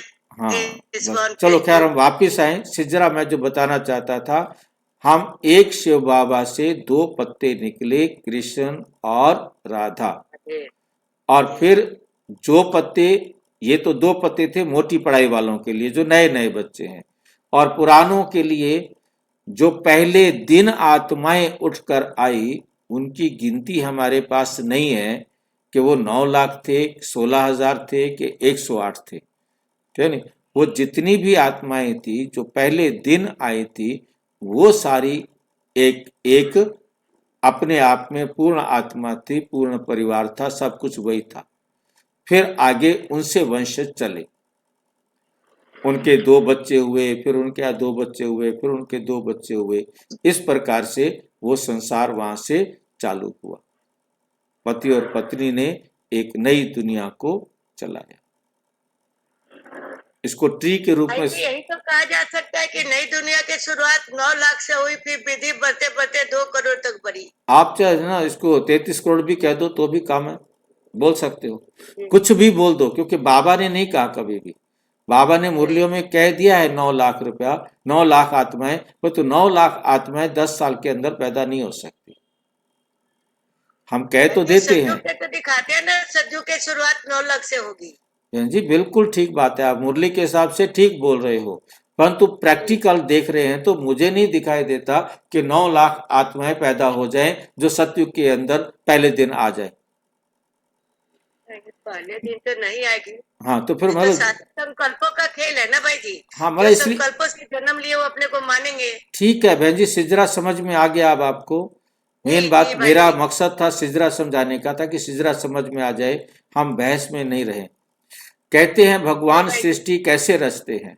रचना तो है जब वो पतित होते हैं, रचना तो है ही, जब वो पतित होते हैं तब उनको बुलाते हैं, वही आकर दुखी सृष्टि को सुखी बनाते हैं। इसलिए बुलाते हैं बाबा दुख हरता सुख करता आओ। नाम रखा है हरिद्वार। हरिद्वार अर्थात हरि का द्वार, वह गंगा बहती है। समझते हैं हम गंगा में। हरिद्वार का बेहद में कब अर्थ लिया जाएगा? हाँ जी, बेहद का बेहद दोनों में इसलिए हरिद्वार को माना जाता है कि हरिद्वार कोई बेहद में होगा। हरिद्वार का अर्थ बता रहे हैं, हरि का द्वार, भगवान का दरवाजा, भगवान से मिलने वाला दरवाजा हरिद्वार कहा जाता है, ठीक है। अब उसके लिए हमें समझना है कि हम गंगा में स्नान करने से हरि के द्वार चले जाएंगे, भगवान के पास चले जाएंगे। यदि हम गंगा में स्नान करते हैं तो हरि के चरणों में, यदि आपको सिर्फ स्नान करने से नहीं मिला तो आपको आगे देखेंगे, तो स्नान करने से हरि के द्वार चले जाएंगे। जो वहां स्नान करेगा वो भगवान के दरवाजे तक चला जाएगा। पर तो हरि का द्वार है कहाँ? नाम तो हरिद्वार, पर तो वो दरवाजा कहाँ है जहां से जाने के बाद वो भगवान के पास चला जाता है?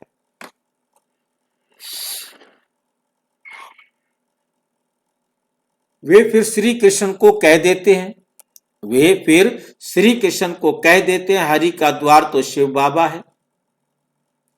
दुख हरता सुख करता, पहले तुमको जाना है अपने घर। तुम बच्चों को अपने बाप को और घर को कभी मालूम, तुम बच्चों को अपने बाप का और घर का अभी मालूम पड़ा है, पहले पता ही नहीं था। बाप की गद्दी थोड़ी ऊंची है, फूल है ऊपर में, फिर युगल दाना। अब गद्दी ऊंची को कैसे कर दिया? फूल, जैसे माला में ऊपर फूल है युगल, उसके नीचे है युगल दाना, ब्रह्मा सरस्वती। उससे नीचे फिर है वैजंती माला। जो अब विजय प्राप्त करते हैं संपूर्ण विजय प्राप्त करने वाले जो सतयुग के आदि माला बनती है वो है वैजयंती माला, ब्राह्मणों की माला नहीं है, ब्राह्मणों की माला नहीं है। क्यों? क्योंकि घड़ी घड़ी ब्राह्मण टूट पड़ते हैं। बाप समझाते हैं कि नंबरवार तो है ना, नंबरवार तो है ना, आज ठीक है और कल गिर पड़े, बदल गए, तूफान आ जाता है, ग्रहचारी आने से ठंडे पड़ जाते हैं। बाप कहते हैं कि मेरा बनंती आश्चर्यवत सुनंती, औरों को कथंती, ध्यान में जावंती, माला में पिरोवंती, माला भी बन गई आपकी, उसमें भी पिरोए गए।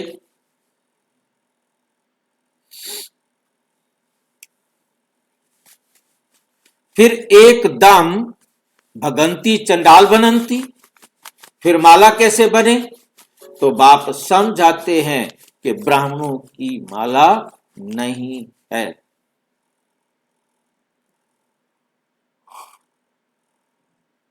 भक्त माला में मुख्य फीमेल्स भी, मीरा मेल्स, नारद संगम पर बाप ही आकर सबको मुक्ति, जीवन मुक्ति देते हैं।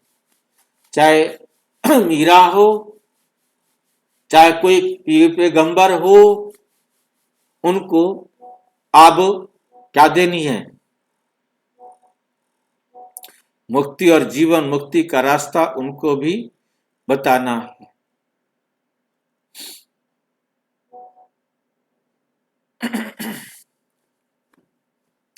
बच्चे समझते हैं कि हम ही स्वर्ग के मालिक थे, अभी नर्क में है। बाप कहते हैं कि नर्क को लात मारो, स्वर्ग की बादशाही लो, जो तुम्हारी रावण ने छीन ली है।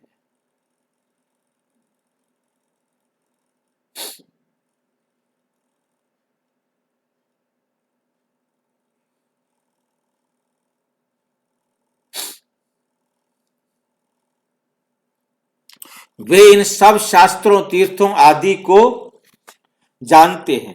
बीज रूप है ना ज्ञान का सागर, शांति का सागर, ये आत्मा कहती है, ये आत्मा कहती है। बाप समझाते हैं कि ये लक्ष्मी नारायण सतयुग के मालिक थे।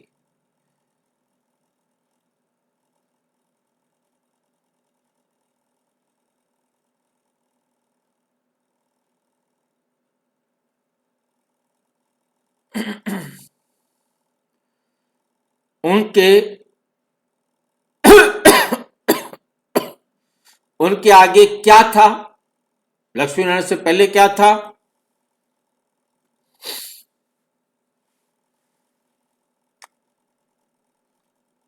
कलयुग का अंत होगा तो संगम युग हुआ ना, फिर सब स्वर्गवासी बनते हैं।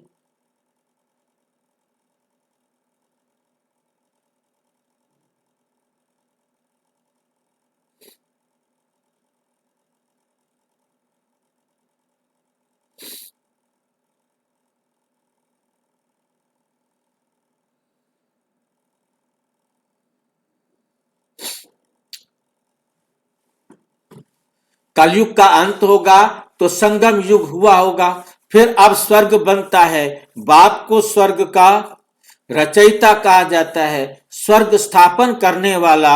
ये लक्ष्मी नारायण स्वर्ग के मालिक बनते हैं। बाप का ही ये वर्षा है। तुम कोई से भी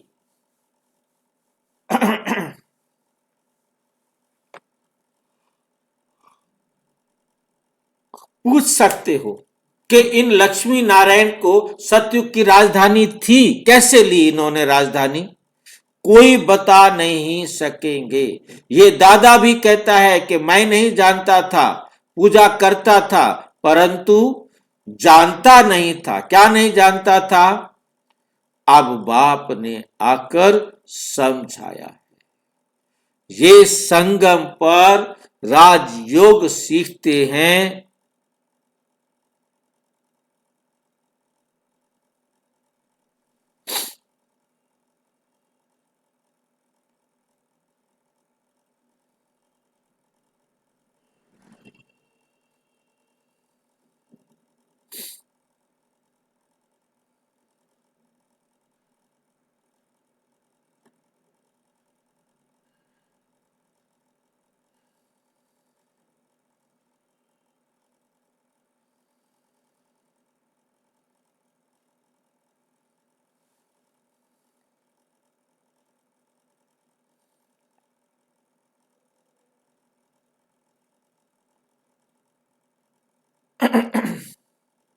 ये संगम युग पर राजयोग सिखाते हैं।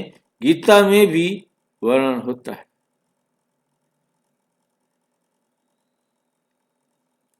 गीता में ही राजयोग का वर्णन है।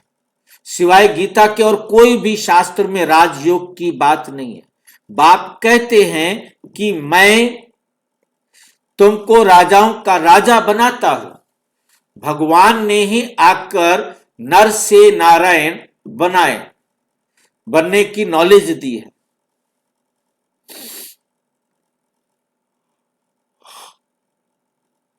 भारत का मुख्य शास्त्र है गीता। कब कर रची गई गीता, ये कोई जानते नहीं।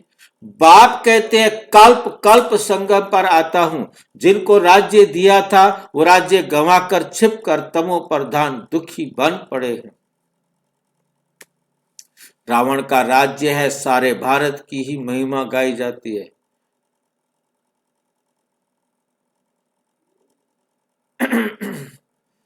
भारत है ऑलराउंड और अनेक धर्म है।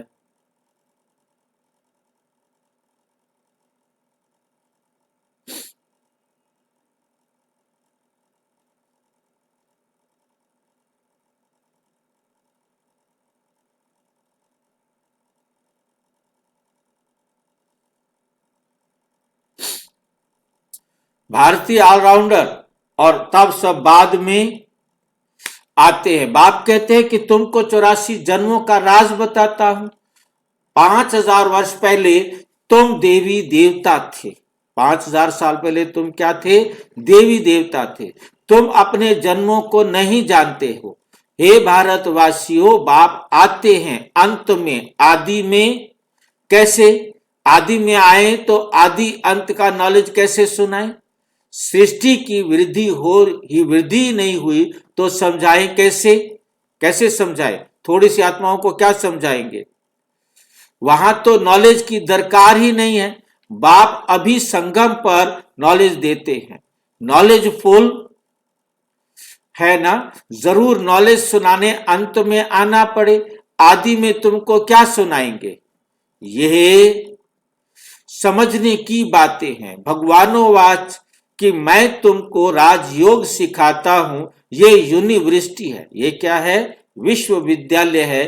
पांडव गवर्नमेंट की अभी है संगम। यादव कौरव पांडव उन्होंने बैठ सेनाएं दिखाई हैं। बाप समझाते हैं यादव कौरव विनाशकाली विपरीत बुद्धि एक दो को गाली देते हैं, देते रहते हैं। बाप से प्रीत नहीं है। कह देते हैं कि कुत्ते बिल्ली सब में परमात्मा है। बाकी पांडवों की प्रीत बुद्धि थी। पांडवों के साथ स्वयं परमात्मा था। पांडव माना रूहानी पंडित। वे हैं जिस्मानी पंडित, तुम हो रूहानी पंडित। अच्छा,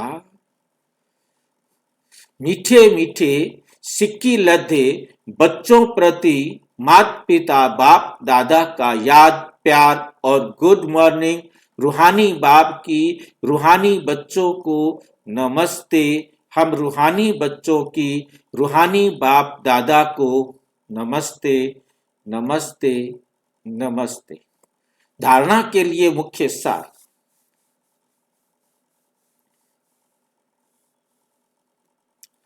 आत्म अभिमानी बन इस बेहद नाटक में हीरो पार्ट बजाना है। हर एक एक्टर का पार्ट अपना अपना है, इसलिए किसी के पार्ट से रीस नहीं करनी है, किसी के पार्ट से रीस नहीं करनी है। सवेरे सवेरे उठकर अपने आप से बातें करनी है, अभ्यास करना है। मैं इन शरीरों की कर्म इंद्रियों से अलग हूं। बाबा आप कितने मीठे हो, आप हमें सृष्टि के आदि मध्य अंत का ज्ञान देते हो। वरदान बाप के संस्कारों को अपना निज संस्कार बनाने वाले व्यर्थ व पुराने संस्कारों से मुक्त भाव। कोई भी व्यर्थ संकल्प व पुराने संस्कार देह अभिमान के संबंध से है। आत्मिक स्वरूप के संस्कार बाप समान होंगे। जैसे बाप सदा विश्व कल्याणकारी परोपकारी रहम दिल वरदाता है। जैसे बाप क्या है? विश्व कल्याणकारी परोपकारी रहम दिल वरदाता है। ऐसे स्वयं के संस्कार नेचुरल बन जाए। संस्कार बनना अर्थात संकल्प, बोल और कर्म स्वतः उसी प्रमाण चलना। जीवन में संस्कार एक चाबी है जिससे स्वतः चलते रहते हैं। फिर मेहनत करने की जरूरत नहीं रहती। स्लोगन आत्मिक स्थिति में स्थित रहे अपने रथ शरीर द्वारा कार्य कराने वाले ही सच्चे पुरुषार्थी हैं। ये अव्यक्त इशारे एकता और विश्वास की विशेषता द्वारा सफलता संपन्न बनो। एकता और विश्वास की विशेषता द्वारा सफलता संपन्न बनो। जैसे बाप ने आप सबको कोने कोने से ढूंढ कर निकाल लिया, अनेक वृक्षों की डालियां अब एक ही चंदन का वृक्ष हो गया। लोग कहते हैं 2-4 माताएं भी एक साथ इकट्ठी नहीं रह सकती। आप माताएं सारे विश्व में एकता स्थापन करने के निमित्त हो। यही आपकी आपसी एकता बाप की प्रत्यक्षता करेगी। अच्छा, ओम शांति। और विस्तार से जानने के लिए प्रजापिता ब्रह्मा कुमारी ईश्वरीय विश्वविद्यालय के किसी भी सेवा केंद्र पर संपर्क करें। और यदि कोई प्रश्न है तो 9213106986 पर टेलीग्राम करें। 9650692270 पर केवल व्हाट्सएप करें, फोन नहीं। ओम शांति।